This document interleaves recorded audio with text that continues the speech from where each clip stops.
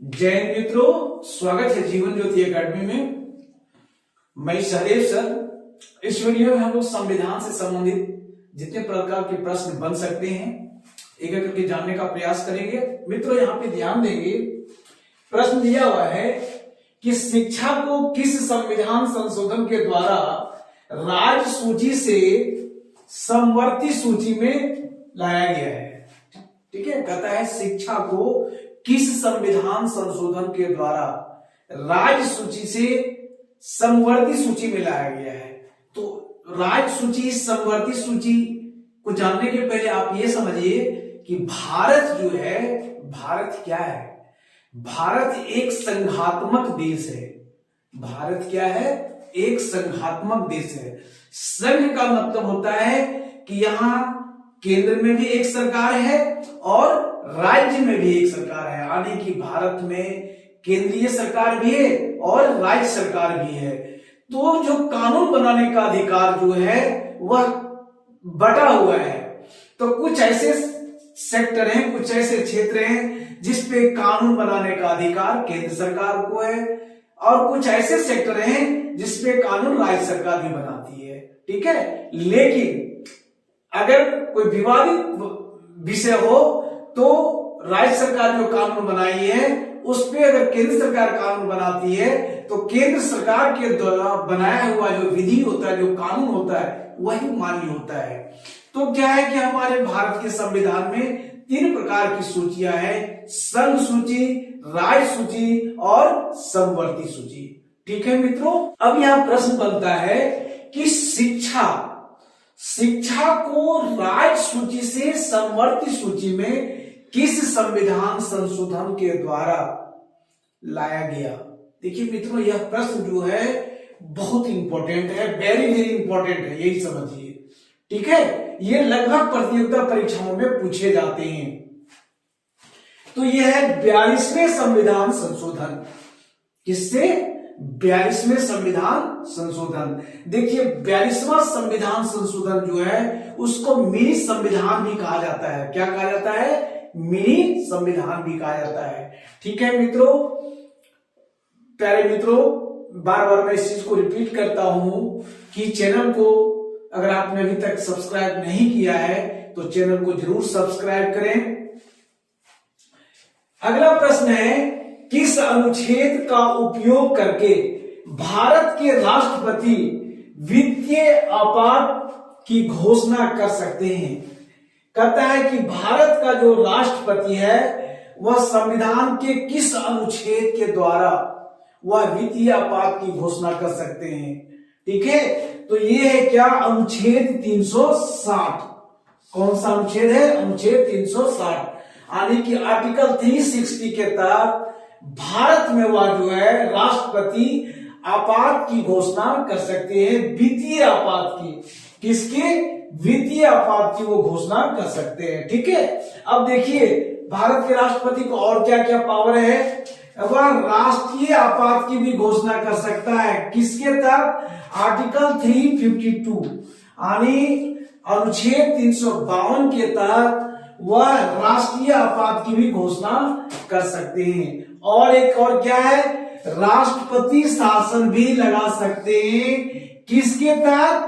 Article 356, यानी 356 के तहत। 356 के तहत राष्ट्रपति शासन लगा सकते हैं, 360 के तहत वित्तीय आपात लगा सकते हैं और 352 के तहत वह राष्ट्रीय आपात लगा सकते हैं। ये 3 जो आपात है इसको बिल्कुल बढ़िया से कंठस्थ कर लेंगे। लगभग प्रतियोगिता परीक्षाओं में ये प्रश्न पूछे जाते हैं। ठीक है मित्रों, अगला कहता है, किस संविधान संशोधन को भारत का लघु संविधान कहा जाता है? देखिए अभी मैंने बताया ना कि किस संविधान संशोधन को भारत का लघु संविधान कहा जाता है, तो वह है 42वां संविधान संशोधन। कौन सा? 42वां संविधान संशोधन, जिसको मिनी संविधान भी कहा जाता है। क्या कहा जाता है? मिनी संविधान भी कहा जाता है। ठीक है मित्रों, अगला है, भारतीय संविधान के अनुच्छेद 60 क्या कहलाता है? यानी क्या बताता है अनुच्छेद 60 जो है? तो अनुच्छेद 60 जो है वह राष्ट्रपति का शपथ कराता है। प्रश्न ये भी पूछता है कि राष्ट्रपति का शपथ ग्रहण जो होती है वह किस आर्टिकल के तहत होती है, तो वह है आर्टिकल 60 यानी अनुच्छेद 60। अगला प्रश्न है मित्रों, कहता है भारतीय संविधान का पहला संशोधन किस वर्ष हुआ था। संविधान तो मेरा बन के तैयार हो गया, लागू भी हो गया, तो सबसे पहली बार संविधान का जो संशोधन हुआ वह कब हुआ था। तो प्यारे मित्रों, संविधान का सबसे पहला संशोधन 1951 में हुआ था। कब हुआ था? 1951 में। ठीक है। एक प्रश्न यहां भी आता है कि हमारा देश आजाद हो गया तो सबसे पहला आम चुनाव, भारत क्या है? एक लोकतांत्रिक देश है। लोकतंत्र का मतलब होता है कि यहाँ की सरकार जो है वह जनता के द्वारा जनता के लिए चुनी जाती है। ठीक है। तो सबसे पहला आम चुनाव कब हुआ था? तो सबसे पहला आम चुनाव 1952 में हुई थी। ठीक है मित्रों, कब हुआ था? 1952 में। अगला प्रश्न देखिए मित्रों, कहता है कि किस वर्ष सिक्किम को राज्य का दर्जा दिया गया। ठीक है। सिक्किम क्या है? पूर्वोत्तर भारत में है। सिक्किम पर नजर किसका रहता था? सुना चाइना का हमेशा रहता था।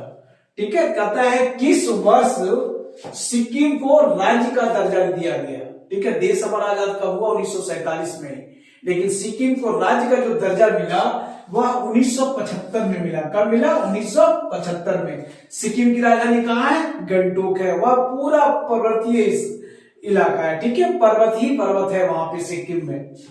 तो इसको राज्य का दर्जा जो है वह 1975 में मिला। कब मिला?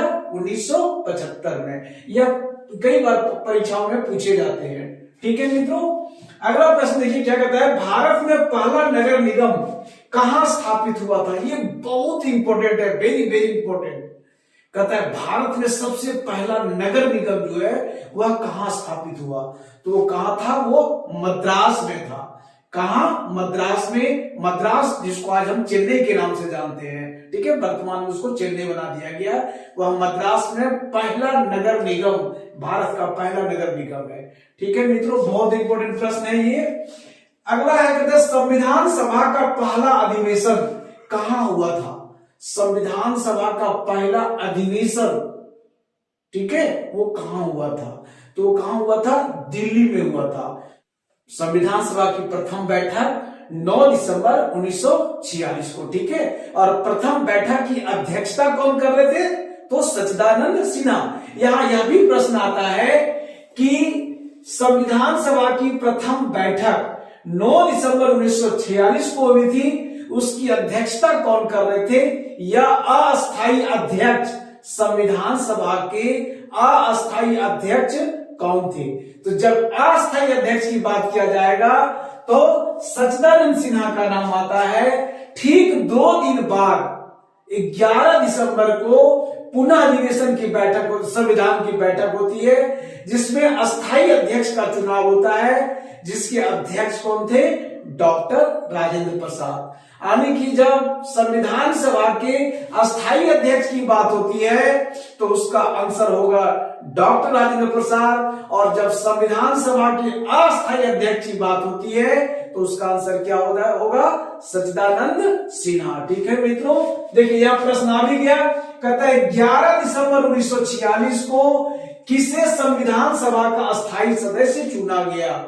यानी 9 दिसंबर को संविधान सभा की बैठक हुई, ठीक 2 दिनों के बाद 11 दिसंबर को जो संविधान सभा की बैठक हुई, उस सभा का अस्थायी अध्यक्ष कौन बने? तो कौन थे? डॉक्टर राजेंद्र प्रसाद। डॉक्टर राजेंद्र प्रसाद। ठीक है मित्रों। अगला प्रश्न है, कहता है संविधान सभा के कितने उपस्थित सदस्यों ने संविधान पर हस्ताक्षर किए। जब संविधान बनी तो कितने उपस्थित सदस्य थे जिन्होंने संविधान पे हस्ताक्षर किए? तो कितने थे? 284 सदस्यों ने संविधान पे हस्ताक्षर किए थे। यानी संविधान के अंतरिम सांसद जो थे वो कितने थे? 296 थे। कितने? 296। लेकिन प्रश्न यहां यह पूछता है कि संविधान सभा के कितने उपस्थित सदस्यों ने संविधान पर हस्ताक्षर किए। ठीक है, दोनों अंतर है। तो जब संविधान पर हस्ताक्षर करने की बात आएगी तो कितने थे? 284 थे। ठीक है मित्रों, अगला है कहते हैं भाषा के आधार पर राज्यों का पुनर्गठन किस वर्ष किया गया? भाषा के आधार पर देखिए देश में बहुत बड़े दंगे हो गए थे इससे, भाषा को लेकर के। ठीक है, हर राज्य का डिमांड था कि हमारी भाषा को प्राथमिकता मिले, हमें भाषा के आधार पर राज्यों का हमें गठन किया जाए, अलग किया जाए। यानी कि भाषा के आधार पर राज्यों का जो पुनर्गठन किया गया वह 1956 था। कब था? 1956। और भाषा के आधार पर सबसे पहला राज्य का जो गठन हुआ, जो बनाया गया था, वह कौन सा राज्य था? वह था आंध्र प्रदेश। यह भी बहुत ही इंपॉर्टेंट प्रश्न है, कई बार प्रतियोगिता परीक्षाओं में पूछे जाते हैं कि भाषा के आधार पर सबसे पहला राज्य कौन बना, तो वह कौन सा था? वह था आंध्र प्रदेश। ठीक है मित्रों, अगला प्रश्न देखिए मित्रों क्या कहता है, मार्ले मिंटो सुधार बिल किस वर्ष में पारित किया गया था? मार्ले मिंटो सुधार बिल, देखिए यह भी बहुत इंपॉर्टेंट प्रश्न है। ठीक है, यह बिल कब पारित किया गया था? कब पारित किया गया था? 1909 में पारित किया गया था। कब? 1909 में। ठीक है, मार्ले मिंटो सुधार बिल जो है वह 1909 में पारित किया गया था। अगला प्रश्न है, बलवंत राय मेहता समिति का गठन किस लिए किया गया था? बहुत इंपॉर्टेंट प्रश्न, कई बार कई तरह के प्रतियोगिता परीक्षाओं में ये पूछे गए हैं कि बलवंत राय मेहता समिति का गठन किस लिए किया गया था? तो क्या इसका आंसर होगा? पंचायती राज व्यवस्था। यानी पंचायती राज व्यवस्था का संबंध किससे है? यह भी प्रश्न आता है कि पंचायती राज व्यवस्था का संबंध किससे है? तो है बलवंत राय मेहता समिति से। ठीक है मित्रों, अगला प्रश्न है, भाषा के आधार पर गठित भारत का पहला राज्य कौन था? देखिए मैंने बताया था कि भाषा के आधार पर राज्यों का पुनर्गठन कब किया गया था? तो भाषा के आधार पर राज्यों का पुनर्गठन 1956 में किया गया था। अगला प्रश्न पलट के पूछता है कि भाषा के आधार पर गठित भारत का पहला राज्य कौन बना था? ठीक है, तो पहला राज्य था आंध्र प्रदेश। कब? 1956 में। ठीक है मित्रों, बहुत इंपॉर्टेंट प्रश्न है। ये सारे प्रश्न हर प्रकार के प्रतियोगिता परीक्षाओं में पूछे जाते हैं, इसलिए मित्रों वीडियो को बार बार देखें और चैनल को जरूर सब्सक्राइब करें। अपने मित्रों को, अपने परिवार को, अपने बच्चों को, सभी को वीडियो शेयर करें। हर तरह के प्रतियोगिता परीक्षाओं में ये सारे प्रश्न पूछे जाते हैं। अगला प्रश्न देखिए मित्रों क्या कहता है, किस अनुच्छेद के द्वारा 6 से 14 वर्ष तक के बच्चों के लिए शिक्षा का अधिकार मूल अधिकार माना गया है? कहता है 6 वर्ष से 14 वर्ष के जो बच्चे हैं उसको शिक्षा के अधिकार को मूल अधिकार माना गया है। तो किस अनुच्छेद के तहत? मित्रों ध्यान देंगे, किस अनुच्छेद के तहत? तो ये अनुच्छेद 21 ये 21 ये आर्टिकल 21 ये या अनुच्छेद 21 का। ठीक है मित्रों, यह भी बहुत बहुत बहुत इंपॉर्टेंट है और हर प्रकार के प्रतियोगिता परीक्षाओं में पूछे जाते हैं। अगला प्रश्न देखिए मित्रों, कहता है 74वें संविधान संशोधन अधिनियम, कौन सा? 74वें संविधान संशोधन अधिनियम द्वारा भारतीय संविधान में कौन सी अनुसूची जोड़ी गई?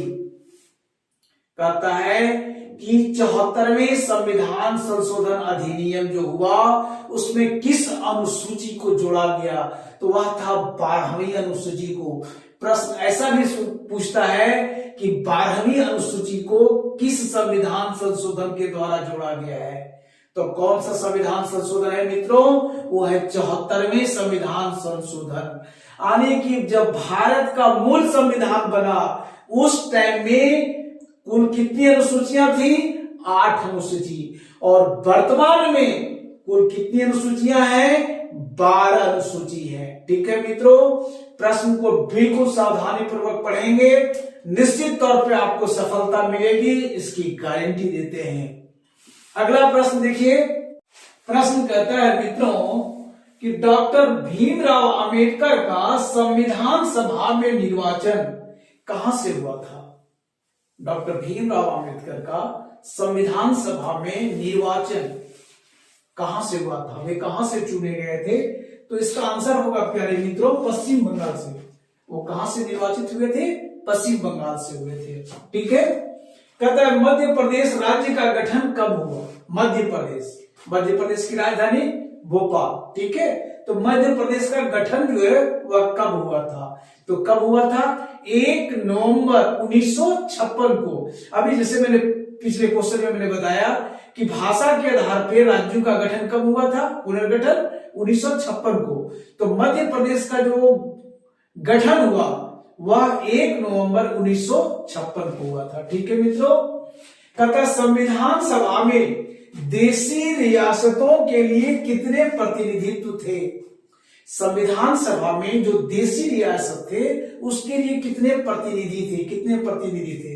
ठीक है, तो कितने थे?